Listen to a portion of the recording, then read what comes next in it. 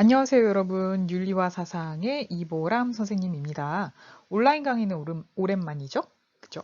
자, 우리 중간고사 전까지 온라인 강의를 한 6시간 정도 하게 될 텐데, 앞에 3시간은 불교 관련된 내용, 교과서 펴놓고 진도를 나가고, 뒤에 3시간 정도는 기출문제 풀이를 하도록 하겠습니다. 기출문제가 너무 어려워요. 혼자 못 풀겠어요 하는 친구들은 사실 어려워요. 왜냐면 그러니까 수능 관련 모의고사 문제겠죠. 자, 그래서 그 문제들을 풀 때 선지 하나하나를 내가 지금 당장 못 푼다고 너무 좌절하지 말고 배진희 선생님이 설명해 주실 테니까 좀 기다려 보시고 제시문을 보고 이 제시문은 누구의 제시문이다. 이 정도만이라도 공부할 수 있도록 준비를 잘 해놓으시면 될 것 같습니다. 자, 오늘은 60쪽의 대단원 제목 볼까요? 모든 존재의 실체 없음과 의식이 만든 현상세계. 말이 어렵죠? 실체는 또 뭐고, 의식이 현상세계는 또 뭐고. 자, 근데 이제 선생님이 최대한 쉬운 말로 설명을 할 테니까 일단 강의를 들어봅시다. 자, 불교라는 종교는 사실 굉장히 큰 종교예요. 그쵸? 세계적으로 4대 종교의 하나이기도 하고 우리나라에도 요즘에는 종교가 없다라고 하는 국민들이 훨씬 많죠. 절반 이상이 나는 무종교다라고 설문조사 결과가 나오는데 그래도 불교 신자가 한 800만 명 정도 된다고 최근 통계에 나와 있어요. 그리고 우리가 또 역사, 유적, 또 문화재, 불교 관련된 게 굉장히 많죠. 그래서 모든 국민들이 최소한 태어나서 한 번 이상은 절이라는 곳에 어떻게든 발을 들여놔 봤을 텐데, 그쵸? 근데 뭘 가르치는 데인가 전혀 모르는 경우가 있어서 오늘 좀 유익한 시간이 되지 않을까 합니다. 자, 61쪽 자, 펴놓고 보면은 중요한 내용이 굉장히 많아요. 불교는 어떻게 만들어졌는가? 이 페이지에서는 불교를 창시하신 고타마 시타르타 석가모니 부처님이죠. 자, 그분의 이야기에 대해서 좀 이야기 썰을 푸는 시간입니다. 자, 그래서 오늘은 썰 푸는 이야기 시간으로 보도록 하겠습니다. 자, 그래서 석가모니의 탄생, 출가, 가출을 거꾸로 하면 출가죠. 집 나갔다는 거예요. 고행, 깨달음, 그리고 깨달은 뒤에 그 깨달으신 내용을 어떻게 가르쳤는가 하는 부분에 대해서 보도록 하겠습니다. 자, 일단 석가모니라고 하는 분의 국적은 어디일까요? 이거 은근히 모르는 분들도 있어요. 그죠? 국적은? 이름이 고타마 시타르타였다라고 하는데 인도 사람이에요. 인도. 기원전 6세기 굉장히 옛날이죠. 우리 앞강에서 배웠어요. 전 세계적으로 유교, 크리스트교, 그다음에 불교 이런 종교들이 약간 한 2, 300년 차이를 두고 동시다발적으로 세계에서 발흥하게 되는데 이런 식으로 세계의 어떤 사상사적으로 중요한 축을 이루는 사상들이 발생한 이 시기를 뭐라고 한다? 철학자 야스퍼스가 축의 시대다라고 불렀죠. 자, 그 중에서도 굉장히 이른 시기에 생겨난 종교입니다. 자, 그래서 그 인도니까 인도 되게 넓죠? 가본 사람 있나요? 쌤 가봤는데 와 진짜 넓더라고요. 기차 타고 가는데 하룻밤은 꼬박 자도 겨우 지도에서 보면 옆에 있는 도시 도착 이러더라고요. 인도 위에 혹시 뭐가 있죠? 무슨 산맥, 그죠? 뭐 히말라야 산맥이 이렇게 있겠죠? 근데 그 사이에 이렇게 긴 나라가 하나 있어요. 긴 나라 어디입니까? 네팔. 그래서 인도와 오늘날의 네팔 사이 어딘가에 있는 카필라 왕국이라고 하는 조그만 나라의 왕자님으로 태어났어요. 직업은 왕자님. 부럽죠? 태어났는데 왕자님이에요. 자, 그래서 부처님이 탄생하신 모습을 그린 그림인데 아주 태어나면서부터 손가락을 위아래로 이렇게 찍고 있습니다. 그 부인이 인도에서는 옛날에서는 이제 아기를 낳으려면 친정집에 가서 낳았다 그래요. 그래서 이 카필라 왕국의 왕비가 임신을 하고 아기를 낳으러 자기 친정집에 가다가 그만 다 못 가고 길 위에서 낳았다고 하죠. 자, 그래서 낳자마자 놀랍게도 이 아이가 아장아장 걷더니 일어나서 손가락을 하늘로 찌르면서 이렇게 얘기했다고 합니다. 천상천하, 하늘 위와 하늘 아래 누구밖에 없다. 유아 독존, 나밖에 없다. 세상에 이게 무슨 소리입니까? 일단 태어나자마자 걸었어. 말을 했어. 그리고 하는 소리가 세상에 나밖에 없다. 아, 무슨 얘기냐? 좀 의아하게 교만한 거 아니냐 이렇게 생각하는 사람들도 있는데 그건 아니었던 것 같아요. 어쨌든 위대한 사상가가 될 거라는 범상치 않은 징조를 보였던 거죠. 근데 이제 이 어머니였던 마야 부인은 아기를 낳고 옛날에는 산후조리를 잘 못했나 봐요. 빨리 돌아가시게 되죠. 그래서 이모가 키워줬다고 하는데 그 뒤에 어떤 일이 일어났는가 보도록 합시다. 자, 그렇게 부처님이 아직 아니죠. 고타마 시타르타가 어머니는 돌아가셨지만 이모님이 잘 키워주셔서 무럭무럭 잘 자라고 있었습니다. 근데 어느 날 이 왕국의 왕자가 태어났다라는 말을 듣고 왕국의 현자가 찾아왔어요. 꼭 그런 누가 찾아와서 막 예언을 하죠? 그래서 아기를 보고 이제 임금님한테 와, 임금님 정말 축하드립니다. 이 아이는 장차 커서 둘 중에 하나입니다. 1번, 어마어마한 대왕이 되거나 대왕, 정복왕 이런 거예요. 자, 두 번째, 엄청난 깨달은 자가 될 것입니다. 아니, 근데 임금님이 이 말을 듣고 너희가 만약에 아빠면 깨달은 자를 시키겠어요? 아니면 대왕을 시키겠어요? 본인이 직업이 왕인데. 그죠? 그래서 아버지가 그래? 그러면 나는 1번을 시켜야겠다. 대왕이 아무래도 좋지 않아요? 그죠? 그래서 깨달은 자가 되면 안 되는데? 라고 생각을 했어요. 근데 깨달은 자는 어쩌다가 깨닫게 되느냐? 여러분 살다가 갑자기 현명해지는 때가 있죠? 그래서 역시 이래야 했어. 또는 역시 이게 진리야. 근데 그런 깨달음은 언제 오느냐? 가만히 그냥 편안하게 먹고 자고 마시고 하면 그런 깨달음이 오지 않아요. 뭔가 인간이 결핍이 있을 때, 그죠? 그러니까 고통스럽고 내가 하고 싶은데 하지 못하고 막 괴롭고 그러다 보면 어느 순간 그런 어떤 고생스러운 삶을 거치다 보면 하고 깊은 깨달음을 얻게 되죠. 그래서 이제 아버지가 고타마 시타르타가 깨닫지 못하도록 그냥 행복하게 살도록 굉장히 신경을 많이 썼어요. 어렸을 때부터 사달라는 거 다 사주고 먹고 싶은 거 다 사주고 필요한 거 다 해주고 왕궁에서 오냐오냐 키우고 그러다 보니까 시타르타가 왕궁 밖에 한 번도 못 나간 거예요. 시타르타가 이제 좀 커서 어느 날 아빠한테 간청을 합니다. 아빠, 저 왕궁 바깥 구경이 하고 싶어요. 나가게 해주세요. 큰일 났다 이제. 그죠? 얘가 밖에 나간다고 한다. 어떡하냐. 나가서 안 좋은 거 보면 어떡하냐. 그래서 그 아버지 임금님이 이 나라에 이제 명령을 내립니다. 얘들아, 우리 왕자가 내일 나들이를 나가는데 동서남북, 동대문, 남대문 뭐 이런 게 있었나 봐요. 그래서 이제 문 밖에 나간다고 하는데 이 밖에 사는 너희들아 이제 왕자는 좋은 것만 보고 좋은 것만 들어야 되니까 못생긴 애들 나오지 말고 집에 있어. 그죠?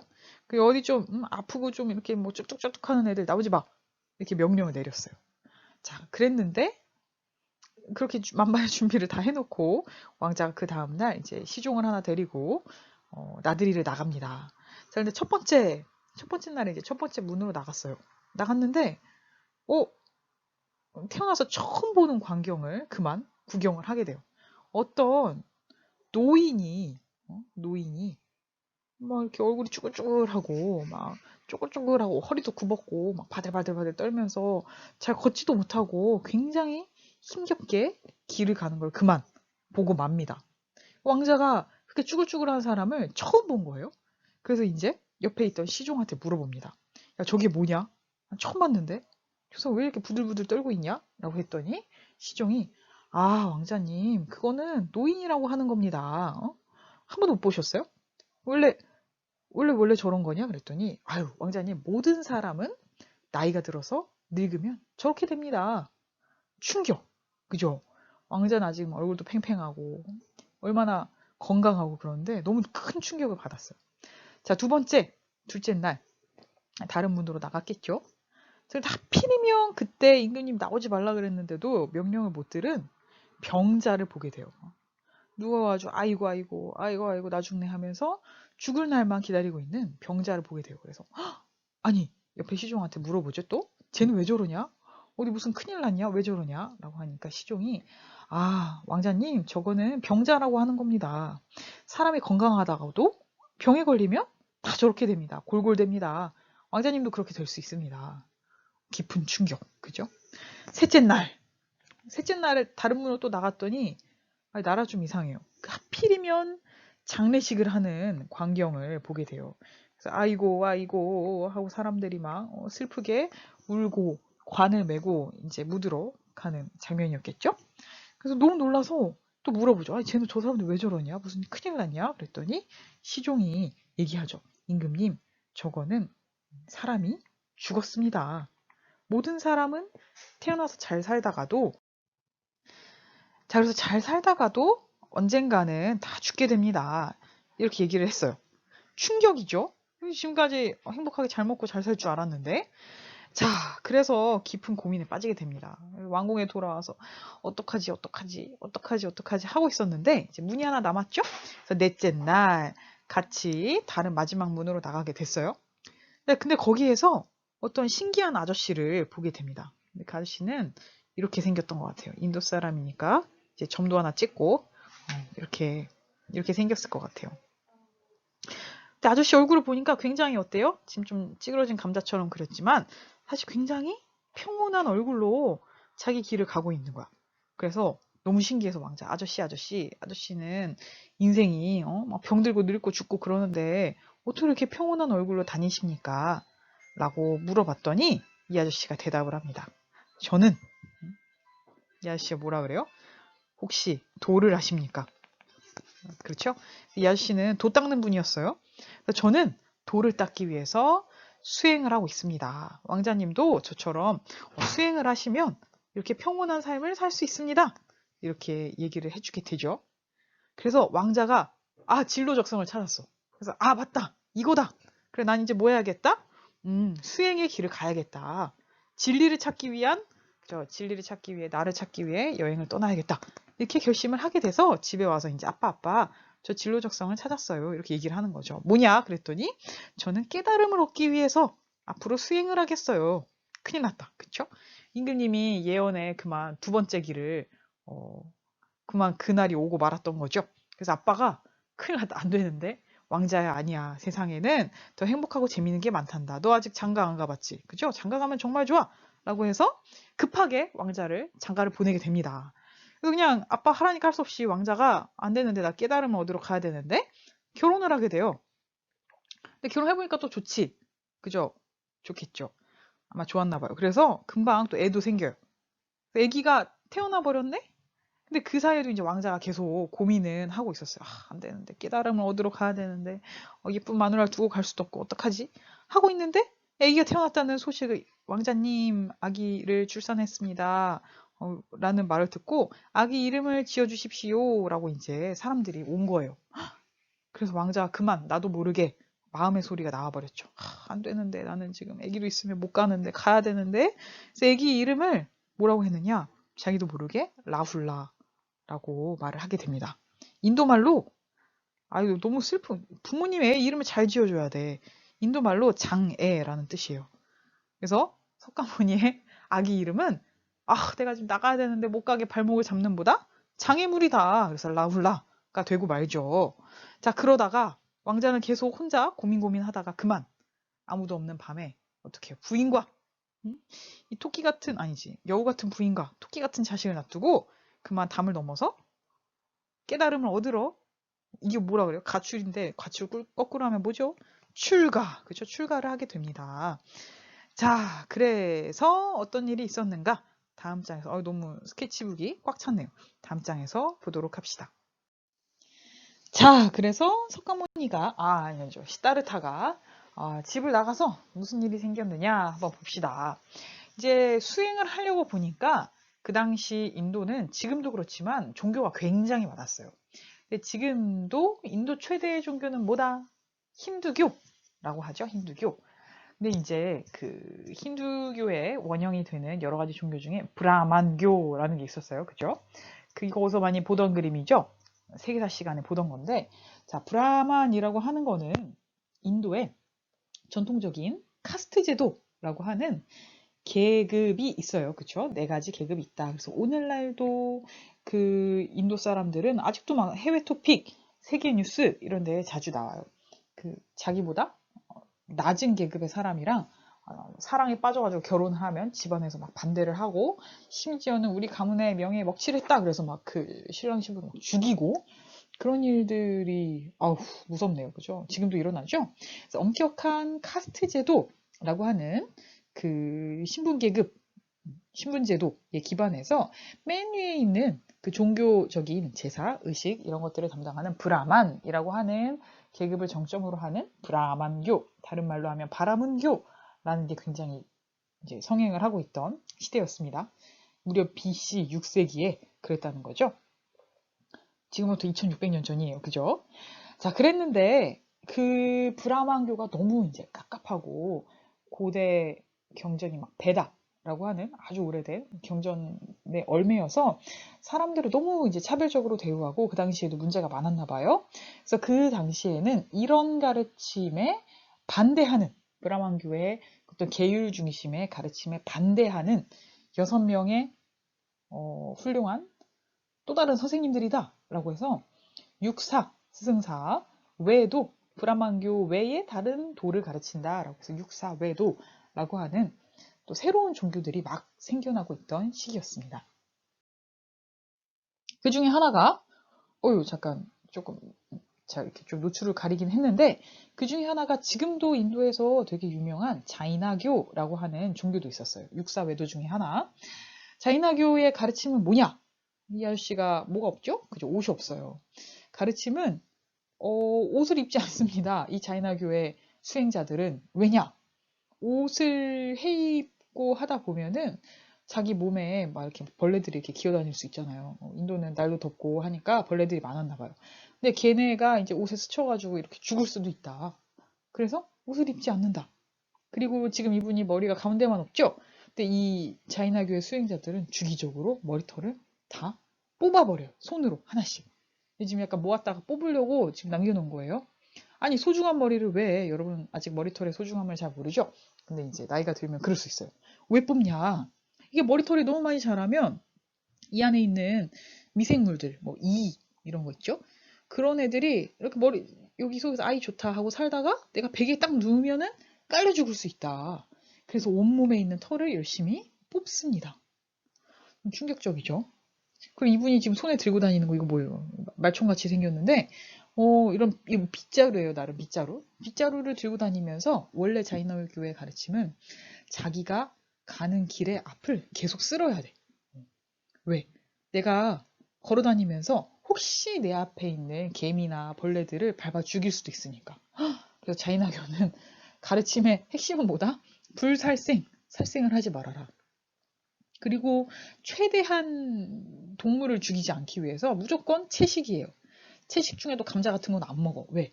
그 감자 뿌리를 캐다가 또 동물이 죽을 수 있으니까. 그래서 결국은 하루에 한 끼만 먹고 옷도 안 입고 다니고 평생 이렇게 고행을 하는 거예요. 고행. 이 자인교의 최고의 경지는 뭐냐? 아예 채식도 하다가 그래 아무 생명도 죽이면 안 되지 해서 채식도 끊고 단식하다가 죽어버리면 그걸 최고로 쳐요. 충격적이죠. 자, 그래서 이런 특히 이제 고행을 강조하는 종류의 종교들이 굉장히 유행을 하던 시기다라고 알 수 있습니다. 지금도 이렇게 해요. 한 몇백만 명이 믿고 있다고 합니다. 자, 그래서 부처님도 그래, 고행이다. 내가 지금 살면서 왕궁에서 좋은 거 먹고 예쁜 미녀들 옆에 끼고 살고 잘 먹고 잘 자고 했지. 근데 내가 쾌락을 극단적으로 왕자로서 할 수 있는 걸 다 누려봤는데 거기에 진정한 만족이 없더라. 그럼 이제 뭐다? 고행이다. 라고 해서 거의 먹지 않고 자지 않고 계속 수행을 정진을 합니다. 명상하면서 계속 이제 도를 깨치려고 했던 거예요. 자, 그랬는데 그때 이제 부처님에 대한 불상 중에 이런 게 있어요. 진짜 백가죽이 어때요? 앞가죽이 뒷가죽이랑 딱 붙었죠? 이렇게 될 때까지 고행을 하셨는데 깨달음이 왔다 안 왔다? 안 왔다. 그래서 아무리 고행을 해도 막 굶어 죽기 직전까지 가도 깨달음이 안 오는 걸 보고 굉장히 실망을 합니다. 어떡하지 하고 있는데 그때 이제 부처님이 거의 죽게 된 걸 보고 지나가던 수자타라는 아가씨가 아이고 이분 왜 이러시나 하면서 우유를 한 그릇 줬대요. 그래서 우유를 한 그릇 얻어먹고 기운을 내서 그래 내가 이렇게 극단적으로 고행하는 건 아닌 것 같다 라고 하고 극단적인 안 먹고 안 자고 하는 고행을 끊고 그러니까 뭐도 아니에요. 극단적인 쾌락도 아니고 극단적인 고행도 아니고 그 중간에 있는 적당한 정도로 열심히 또 명상을 하시면서 수행을 하다가 갑자기 깨달음이 오게 됩니다. 자, 어디에서 그랬느냐? 보리수나무 아래에서. 보리수 우리나라에도 있는 나무긴 한데 인도 보리수는 좀 다르게 생겼을 수도 있어요. 그래서 그 유명한 보리수나무 아래에서 이제 평온한 표정으로 고행을 끊고 수행을 하시다가 하고 이제 깨달음이 오게 된 거죠. 그래서 내가 이 깨달은 바를 사람들에게 알려줘야겠다라고 생각을 하셨대요. 짠. 그래서 이제 인도 하면은 우리 그 세계기행, 테마기행, 걸어서 세계 속으로 이러고 보면은 바라나시라고 하는 굉장히 유명한 종교 도시가 있어요.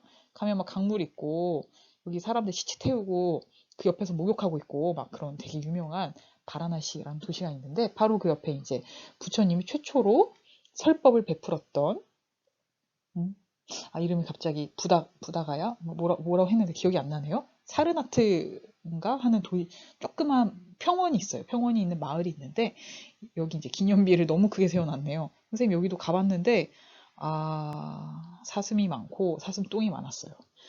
왜 그럴까? 관광지는 꼭 그래요. 그래서 이제 네팔에서 온 스님들이 관광버스 타고 와가지고 다 같이, 이렇게, 네, 순례를 오셨더라고요. 자, 그래서 이 사르나트 평원에서 최초로 설법을 하시게 됩니다. 내가 이것을 깨달았다. 고행도 아니다. 쾌락도 아니다. 그 양극단을 버리고 여러분 마음의 평온함을 찾을 수 있다. 라고 하는 가르침이 무슨 내용이냐라고 하는 것들은 앞으로 찬찬히 다음 시간에 보도록 하겠습니다. 자, 61쪽의 내용들을 간략히 정리하고 넘어갈까요? 첫 번째, 부처님이 깨달았다. 이 부처라고 하는 것도 깨달은 자에게 주는 이름인데 원래 이름은 뭐였다고요? 고타마 시타르타.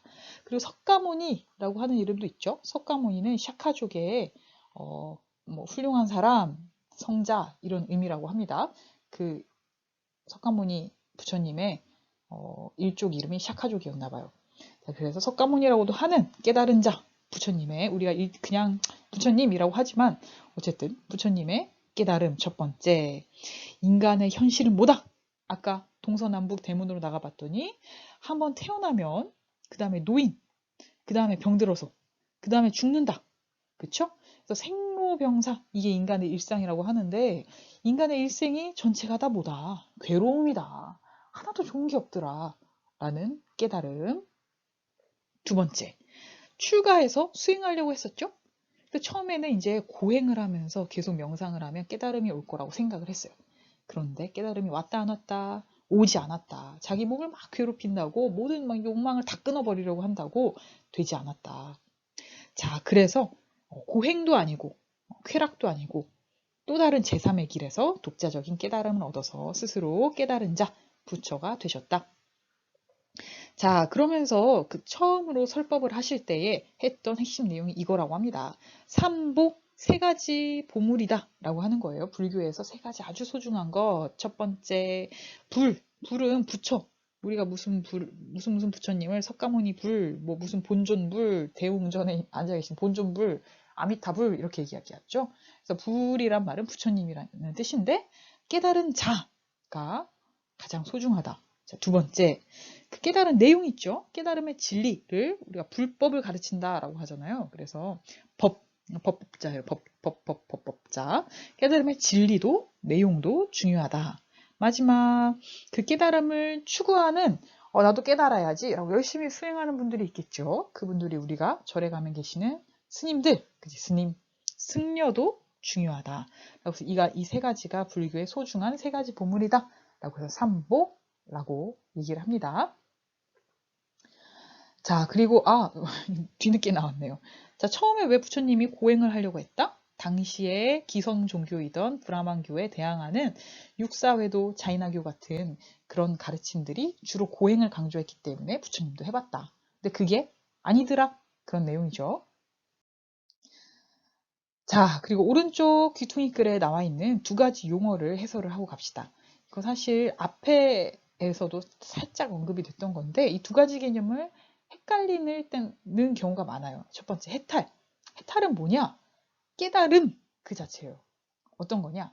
부처님이 이 세상에 삼라만상 내가 그만 집착하고 살았는데 다 헛되구나. 거기에 대한 집착을 놔야겠구나. 라고 깨달아서, 그쵸? 모든 존재가 헛된 것임을 깨달아서 그간에 이거 해야 되는데 저거 가져야 되는데 했던 고통과 집착에서 벗어난 깨달은 상태, 쉽게 얘기하면 그냥 깨달은 상태를 해탈이라고 해탈했다 이렇게 얘기를 하죠. 이거 일상 용어로도 가끔씩 쓰는 것 같아요. 자, 두 번째, 열반에 들었다라는 말을 하는데 열반은 엄밀히 말하면 해탈해서 그 다음에 아까 뭐라고요? 고통과 집착이 사라지는 거죠. 이게 열반이 인도말로 하면 니르바나라고 한다고 합니다. 니르바나라고 하는 거는 촛불이 있으면 촛불이 훅 하고 꺼진 상태를 얘기해요. 자, 그 뭐냐? 그동안 내 마음속에서 활활 타오르던 이 집착과 욕망과 아집과 이런 불길들이 일순간에 훅 하고 꺼져서 사라져서 평온한 상태를 열반이라고 합니다. 그래서 이 열반이라는 이름에 미국의 유명한 록밴드도 있었죠. 널바나라고, 그죠? 어쨌든. 그래서 열반은 해탈한 뒤에 평온한 상태를 의미하고 깨닫는 것 그 자체를 우리가 해탈이라고 부른다 정도로 정리할 수 있겠습니다. 자, 끝이에요. 더 하려고 했는데 일단 부처님 얘기가 너무 길었기 때문에 62쪽부터 나오는 불교의 어떤 사상의 구체적인 내용들은 다음 시간에 하겠습니다. 수고 많았습니다.